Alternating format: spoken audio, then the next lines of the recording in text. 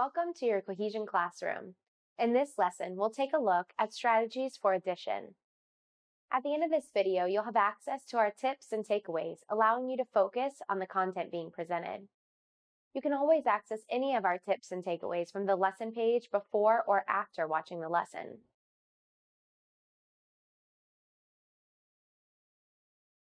Addition strategies will help students to add large numbers accurately and fluently. In this lesson, we'll review 3 useful strategies: the associative property of addition, the break-apart strategy, and using place value to add.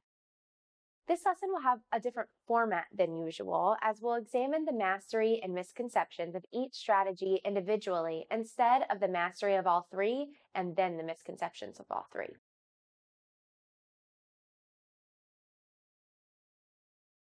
The first strategy we'll explore is the associative property of addition. This property may also be called the grouping property and describes that addends or numbers can be grouped in different ways and still get the same sum or answer. Let's take a look at an example of the associative property.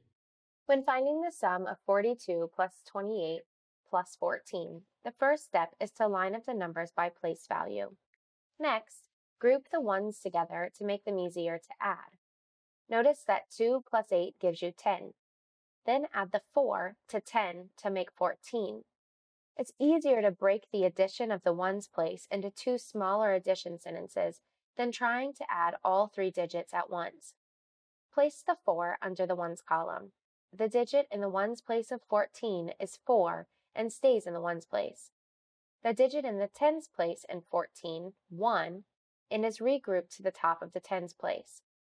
We use the term regroup here because of our 14 ones, 10 of them are being regrouped to make one 10. The term carrying is often used here, but regrouping is more accurate and can help reinforce students' understanding of what's happening. Next, group the tens to make them easier to add. You don't have to go in order from top to bottom. For instance, put together the 4 and 1 to make 5, and then adding on 2 more to make 7. 7 tens plus the 1 carried 10 will equal 8 tens to go with our 4 in the ones column, giving us 84 total. Don't forget to add the number you regrouped.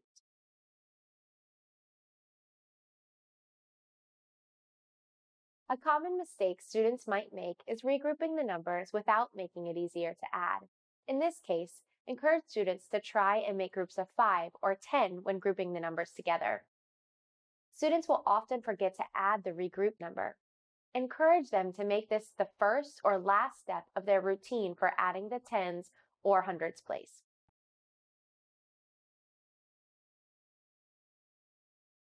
Another option for addition is the break-apart strategy, and it asks students to break apart the addends by place value. Students would start with the hundreds and work their way down to ones. After doing this with both addends, it becomes more simple to add together each value. Let's take a look at how the break-apart strategy works. For example, when breaking apart 475 plus 323, it would translate to 400 plus 70 plus 5 and 300 plus 20 plus 3. Next, you would add each place value. 400 plus 300 equals 700. 20 plus 70 equals 90, and 5 plus 3 equals 8. So your total sum is 798.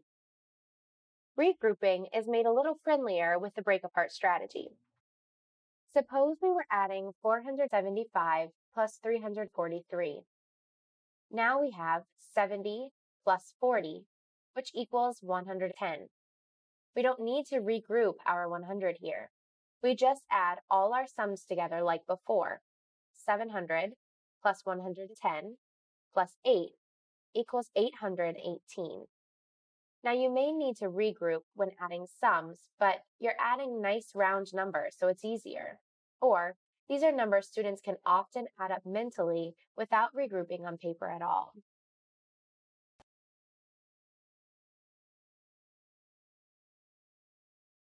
Students may make errors when breaking apart the addends to add.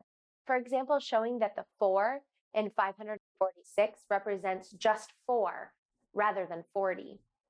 Remind students to think about place value and where the digit is located within the larger number. A 4 in the tens place means there are 4 tens, which equals 40, not 4.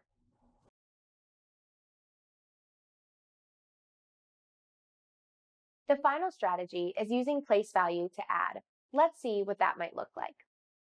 With this strategy, students will follow the same process shown in the break apart strategy. They'll start in the ones column, adding the two numbers together. 7 plus 8 equals 15. 10 ones make a 10, so the 5 stays in the ones place, and the 1 10 is regrouped to the tens place. 8 plus 1 equals 9, plus our regrouped 10 equals 10. So the 0 stays in the tens place, and the 1 is regrouped to the hundreds. What's really happening here is 10 tens make 100. So you regroup the 100 to the hundreds place, leaving you with 0 tens. Lastly, we add our hundreds place. 2 plus 1 equals 3, plus our regrouped 100 equals 4. The place value strategy led us to the correct answer, 405. Please don't forget to add the regrouped digits when calculating.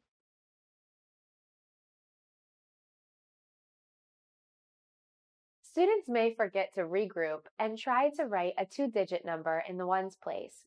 Students may also write the number that belongs in the ones place above the tens place when attempting to regroup, mostly because they think the digit 1 belongs in the ones place. In either case, remind students to consider the place value, ones, tens, and hundreds.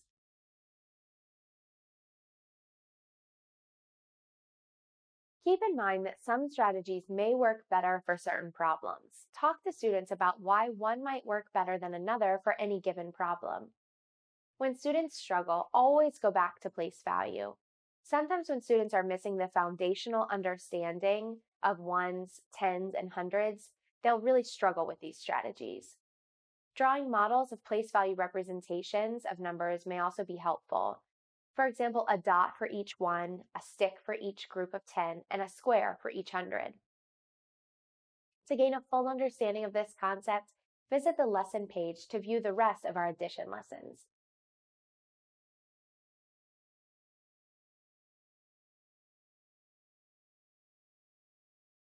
Uniting students and families in learning, we are Cohesion Education. Thanks for watching, and we'll see you next time.